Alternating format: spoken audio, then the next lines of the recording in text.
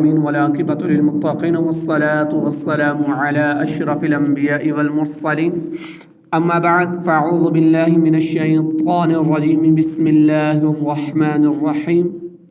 اللہم صل علی سیدنا و مولانا محمد النبی الامی وعلی آلہ وصحبہ وبارک وسلم۔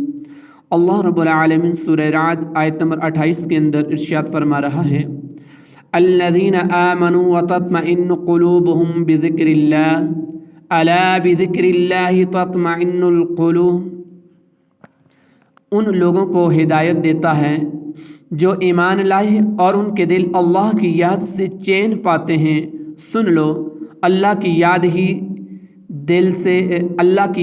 سے دل چین پاتے ہیں۔ الا بذکر اللہ تطمئن القلوب، سن لو اللہ کی یاد ہی سے دل چین پاتے ہیں، سکون پاتے ہیں۔ یعنی اللہ رب العالمین کی رحمت و فضل اور اس کے احسان و کرم کو یاد کر کے بے قرار دلوں کو قرار اور اطمینان حاصل ہوتا ہے۔ یوں ہی اللہ رب العالمین کی یاد محبت الہی اور قرب الہی کا عظیم ذریعہ ہے، اور یہ چیزیں بھی دلوں کے قرار کا سبب ہیں۔ بلکہ حقیقت یہ ہے کہ اگر یہ بھی کہا جائے تو یقیناً درست ہوگا کہ ذکر الہی کی طبعی تاثیر بھی دلوں کا قرار ہے۔ اسی لیے پریشان حال آدمی جب پریشانی میں اللہ رب العالمین کا ذکر کرتا ہے تو اس کے دل کو قرار آنا شروع ہو جاتا ہے۔ یوں ہی قرآن بھی ذکر اللہ ہے، اور اس کے دلائل دلوں سے شکوک و شبہات دور کر کے چین دیتے ہیں۔ یوں ہی دعا بھی ذکر اللہ ہے، اور اس سے بھی حاجت مندوں کو سکون ملتا ہے، اور اسماء الہی اور عظمت الہی کا تذکرہ بھی ذکر اللہ ہے، اور اس سے بھی محبان خدا کے دلوں کو چین ملتا ہے۔ الذین آمنوا وعملوا الصالحات طوبی لہم وحسن مآب، وہ لوگ جو ایمان لائے اور اچھے عمل کیے ان کے لیے خوشی اور اچھا انجام ہے۔ كذلك أرسلناك في أمة قد خلت من قبلها لتتلو عليهم الذي أوحينا إليك وهم يكفرون بالرحمن قل هو ربي لا إله إلا هو عليه توكلت وإليه متاب۔ اسی طرح ہم نے تمہیں اس امت میں بھیجا جس سے پہلے کئی امتیں گزر گئیں، تاکہ تم انہیں پڑھ کر سناؤ جو ہم نے تمہاری طرف وحی بھیجی ہے، حالانکہ وہ رحمان کے منکر ہو رہے ہیں۔ تم فرماؤ وہ میرا رب ہے، اس کے سوا کوئی معبود نہیں، میں نے اسی پر بھروسہ کیا اور اسی کی طرف میرا رجوع ہے۔ كذلك أرسلناك في أمة، اسی طرح ہم نے تمہیں اس امت میں بھیجا۔ اے حبیب مکرم صلی اللہ علیہ وآلہ وسلم، جس طرح آپ سے پہلے انبیاء کرام علیہم الصلاۃ والسلام کو گزشتہ امتوں کی طرف بھیجا، اسی طرح آپ علیہ السلام کو اس امت کی طرف بھیجا۔ تو آپ صلی اللہ علیہ وسلم کی امت سب سے آخری امت ہے، اور آپ علیہ السلام خاتم الانبیاء ہیں۔ آپ علیہ السلام کو بڑی شان سے رسالت عطا کی تاکہ آپ اپنی امت کو قرآن پاک اور وہ شرعی احکام پڑھ کر سنائیں جو ہم نے آپ صلی اللہ تعالی علیہ وآلہ وسلم کی طرف وحی فرمائی، حالانکہ وہ رحمان کے منکر ہو رہے ہیں۔ اس آیت کریمہ کا شان نزول اس طریقے سے ہے کہ حضرت قتادہ اور مقاتل فرماتے ہیں کہ یہ آیت صلح حدیبیہ میں نازل ہوئی، جس کا مختصر سا واقعہ یہ ہے کہ سہیل بن عمر جب صلح کے لیے آیا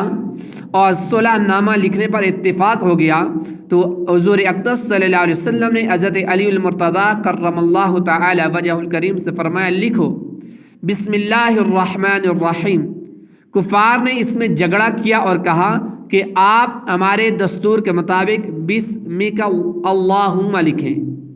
اس کے متعلق آیت میں ارشاد فرمایا کہ وہ رحمان کے منکر ہو رہے ہیں۔ اے حبیب صلی اللہ علیہ وسلم، آپ ان سے فرما دیں کہ رحمان تو وہی ہے جس کی معرفت سے تم انکار کر رہے ہو، وہ میرا رب ہے،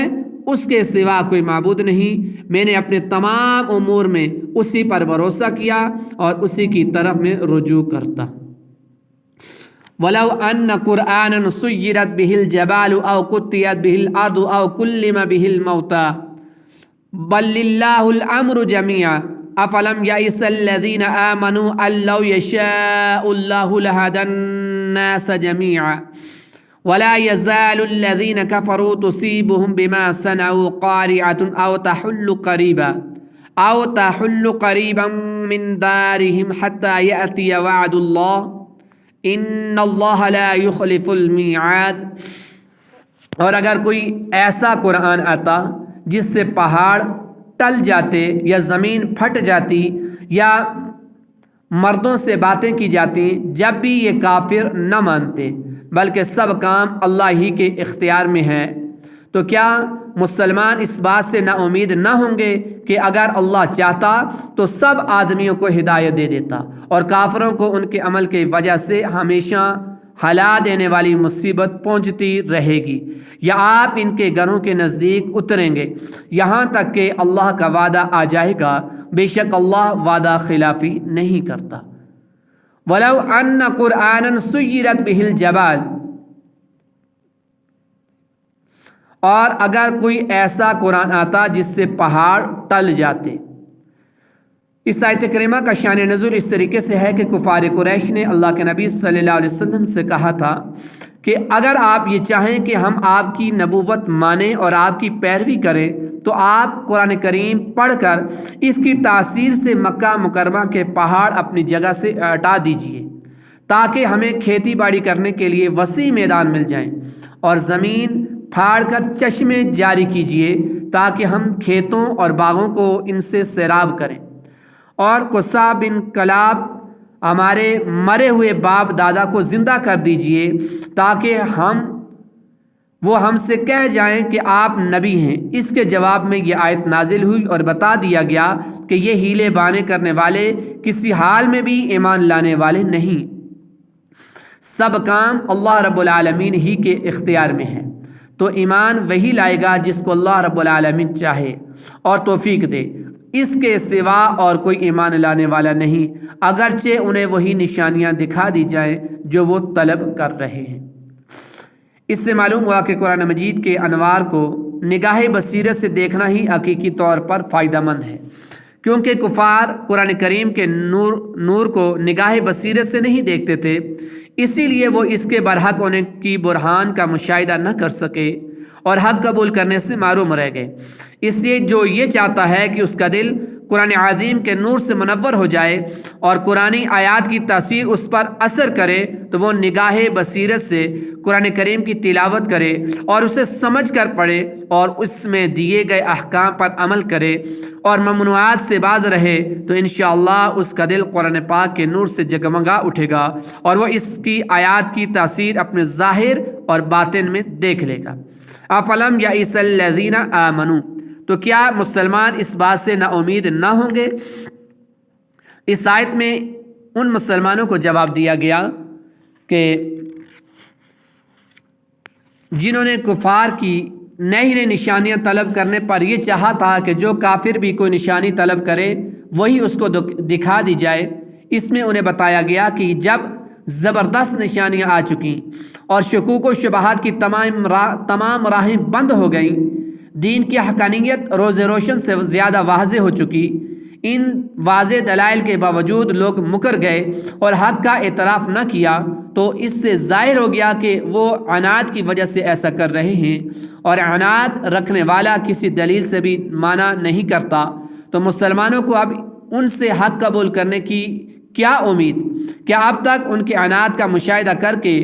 واضح نشانیوں اور دلائل سے ان کا اعراض کرنا دیکھ کر بھی ان سے قبول حق کی امید رکھی جا سکتی ہے؟ البتہ اب ان کے ایمان لانے اور مان جانے کی یہی صورت ہے کہ اللہ رب العالمین انہیں مجبور کر دے اور ان کا اختیار سلب فرما لے، لیکن اللہ تعالیٰ اس طرح کی ہدایت چاہتا تو تمام آدمیوں کو عطا فرما دیتا اور کوئی کافر نہ رہتا، مگر آزمائش اور امتحان کے گھر کی حکمت اس کا تقاضا نہیں۔ وَلَا يَزَالُ الَّذِينَ كَفَرُوا، اور کافروں کو ہمیشہ، یعنی کفار اپنے کفر اور خبیث اعمال کی وجہ سے طرح طرح کے حوادث اور مصائب اور آفتوں اور بلاؤں میں مبتلا رہیں گے، کبھی قحط میں، کبھی لٹنے میں، کبھی مارے جانے میں، کبھی قید میں۔ چنانچہ سرکار دو عالم صلی اللہ علیہ وسلم کے زمانے کے کفار انہی چیزوں میں گرفتار ہوتے رہے۔ او تحل قریبا من دارہم، یا آپ ان کے گھروں کے نزدیک اتریں گے۔ یعنی اے حبیب مکرم صلی اللہ علیہ وسلم، آپ حدیبیہ کے دن ان کے گھروں کے نزدیک اپنے لشکر کے ساتھ اتریں گے، یہاں تک کہ اللہ تعالیٰ کی طرف سے آپ کو فتح اور نصرت اور رسول کریم صلی اللہ علیہ وسلم اور ان کا دین غالب ہونے کا اور مکہ مکرمہ کے فتح کا وعدہ پورا ہو جائے گا۔ بے شک اللہ تعالیٰ اپنے وعدے کے خلاف نہیں کرتا۔ اللہ رب العالمین ہمیں قرآن کو سمجھنے کی توفیق عطا فرمائے۔ وما علیہ الا البلاغ۔